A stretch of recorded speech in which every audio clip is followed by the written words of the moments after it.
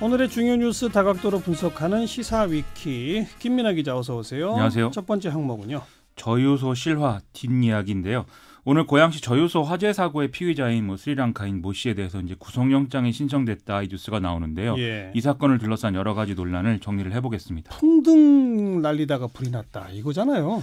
그렇죠. 이제 전날 인근 초등학교에서 이 캠프 행사가 진행이 됐는데 거기서 사용한 이제 풍등을 주워서 호기심에 불을 붙여서 날렸다. 이 사람이 이제 이렇게 진술을 하고 있다는 건데요. 네. 이 풍등이 저유소 인근에 있는 이 잔디에 떨어졌는데 그것을 이제 방치하고 다시 이제 다른 곳으로 이동했기 때문에 중실화죄가 성립된다라는 게 경찰의 판단입니다. 지금 저장된 휘발유 440만 리터 중에 260만 리터가 타버렸다는 건데 재산상 피해로 이제 보면은 43억 원으로 지금 추산이 된다고 합니다. 근데 많은 분들 반응이 고작 풍등 하나가 이렇게 큰 불을 내느냐 좀 황당하다는 반응이 많아요. 그렇죠. 이 아무래도 좀 인화성이 높은 물질이 대량으로 저장돼 있는 곳이다 보니까 작은 불씨에도 좀 취약할 수 있는 구조가 존재하는 게 분명한 사실인데요. 지금 이 고양시 저유소 같은 시설이 전국에 8개가 있다고 하니까 이게 뭔가 대책이 지금 있어야 되는 상황입니다. 그 풍등 날리기 행사도 요즘 많이들 하는 거예요? 이런저런 일에 이제 지역 행사라든지 앞서 말씀드린 대로 초등학교에서 하는 행사라든지 이렇게 좀 하는 모양인데요. 이게 그렇다면은 여러모로 위험할 수 있다 이런 판단이 가능한 거 아니겠습니까? 그러니까요.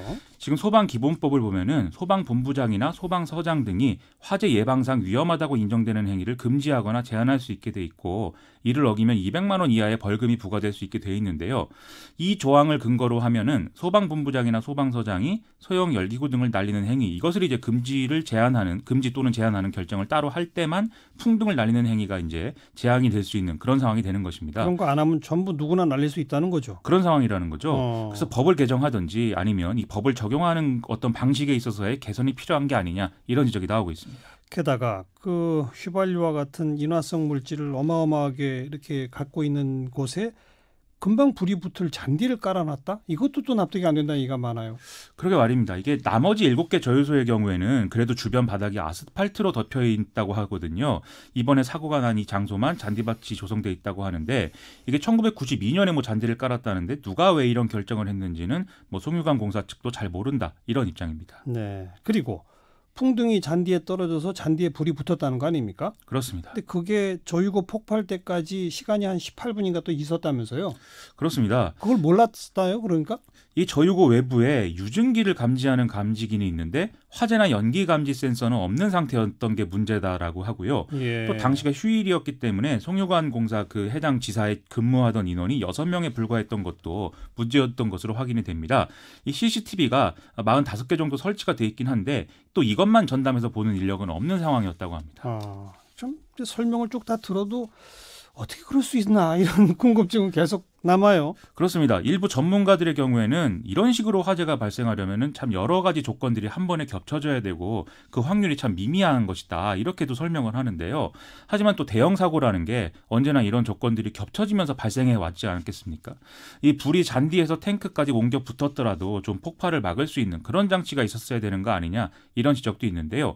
예를 들면은 이번에 폭발의 주요 원인이 된 이 유증기 문제, 이 유증기를 회수해서 태우는 장치가 있는데 이걸 좀 설치했어야 하는 거 아니냐 이런 지적이 나오고 있다는 것입니다. 예. 그런데 송유관 공사 측은 이 경우에는 한 개당 비용이 한 17억 정도 들기 때문에 이거는 우리가 감당할 수 없는 액수이다라고 지금 설명을 하고 있습니다. 그래도 안전을 대비하려면 그 정도 돈은 써야 되는데 이게 송유관 공사가 공기업 아니에요?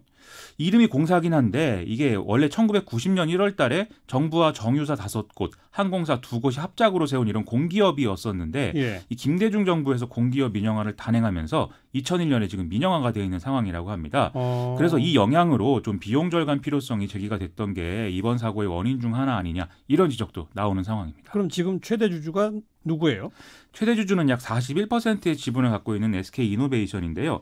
이 GS칼텍스가 약 28%, 산업통상자원부가 9%, SO일이 8%, 현대중공업 6%, 대한항공 3% 이렇게 좀 지분율이 쭉 나오곤 있는데 이 SK이노베이션이 좀 특수관계라고 볼 수 있는 게요. 송유관공사 대표이사 사장을 맡고 있는 최준선 사장이 SK이노베이션에서 올해 1월까지 또 재무실장을 한 인사거든요. 예. 다만 SK이노베이션 측은 경영권을 행사하려면 이제 50% 이상 지분을 확보해야 되는 거고 현재 자신들의 지분은 이제 투자 목적인 것이다. 그것에 불과하다. 이렇게 설명을 하고 있는 상황입니다. 예.